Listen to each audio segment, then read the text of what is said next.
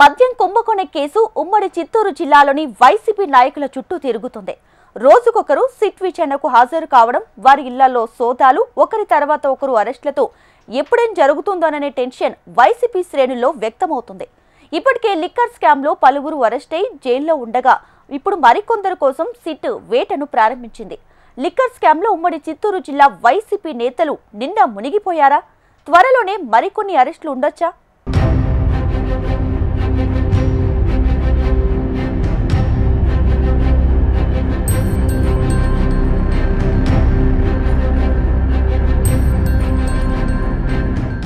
YCP హయాంలో జరిగిన మద్యం కుంభకోణం కేసు అనేక మలుపులు తిరుగుతోంది.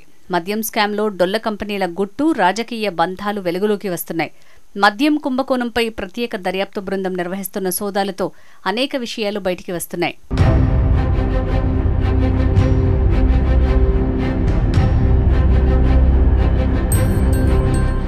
పది రోజుల క్రితం చిత్తూరు, తిరుపతి, హైదరాబాద్ 3 ప్రాంతాల్లో సిట్ చేపట్టిన సోదాల్లో అనేక విషయాలు చోటు చేసుకున్నాయి. చిత్తూరులోని బీవీరెడ్డి కాలనీ, నలందనగర్లో విజయానందరెడ్డికి చెందిన నిఖిలానంద అపార్ట్మెంట్లలోని కార్యాలయాల్లో సిట్ అధికారులు తనిఖీ చేశారు. చిత్తూరులో సీఎంఆర్ కంపెనీ పేరుతో ఉన్న కార్యాలయంలో well task food and beverages అనే బోర్డు కనిపించింది. ఈ కంపెనీ వైసీపీ నేత విజయానంద్ రెడ్డికి చెందిన సంస్థగా గుర్తించారు. ఇదే కార్యాలయంలో మోహిత్ రెడ్డి కంపెనీ వివరాలు కూడా బయటపడ్డాయి. హైదరాబాద్ ప్రశాంతి హిల్స్లో భీమ్ స్పేస్ కార్యాలయం వద్ద ఈషా ఇన్ఫ్రా అనే బోర్డు ఉండటం సిట్ అధికారులు గుర్తించారు. ఈ కంపెనీలో డైరెక్టర్లుగా సజ్జల భార్గవరెడ్డి, ప్రద్యుమ్న ఉన్నారు. గత ఎన్నికల్లో 8 కోట్ల రూపాయలు పట్టుబడిగా అవి తమవే అని ప్రద్యుమ్న క్లెయిమ్ చేశారు. అప్పట్లో ఈ వరుస తనిఖీలతో లిక్కర్ స్కామ్లో నిందితుల లింకులు, డబ్బు, డొల్ల కంపెనీల గుట్టు ఒక్కొక్కటిగా వెలుగులోకి వస్తుండటం సంచలనం రేపుతోంది.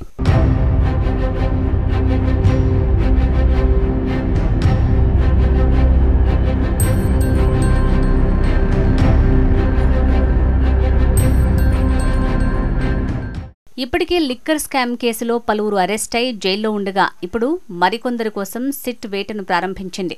దీంతో లిక్కర్ స్కామ్లో జిల్లా వైసీపీ నేతలు నిండా మునిగిపోయారా? ఎప్పుడు ఎవరి మీద కేసు నమోదవుతుందో, ఎవరిని విచారణకు పిలుస్తారోనన్న టెన్షన్ వైసీపీ నేతలను వెంటాడుతోంది. మొన్నటి వరకు ధీమాగా ఉన్న మాజీ ఎక్సైజ్ శాఖ మంత్రి నారాయణ స్వామిని విచారించడం, చిత్తూరు నియోజకవర్గం వైసీపీ ఇన్ఛార్జ్ విజయానందరెడ్డి నివాసాల్లో తనిఖీలు చేపట్టడంతో ఇప్పుడు జిల్లాలోని వైసీపీ నేతలు భయంతో వణికిపోతున్నారట.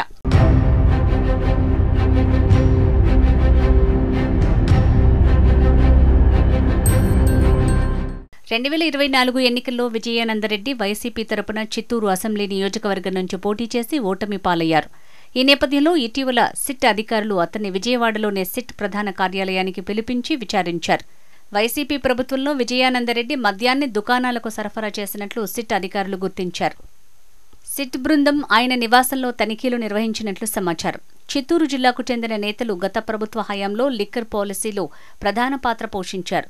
ప్రభుత్వం మారటంతో ఇప్పుడు ఆ పార్టీ నేతలకు కేసుల టెన్షన్ పట్టుకుంది. జిల్లాలో ఏ మూలకు వెళ్లినా మద్యం కేసు గురించే చర్చ జరుగుతోంది.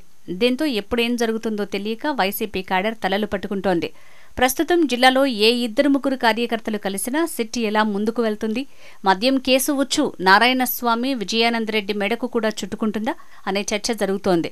ఇప్పటికే వైసీపీలో జిల్లాకు పెద్ద దిక్కుగా ఉన్న పెద్దిరెడ్డి రామచంద్రారెడ్డి కుమారుడు ఎంపీ మిథున్ రెడ్డి లిక్కర్ కేసులో అరెస్ట్ అయి జైల్లో ఉన్నారు.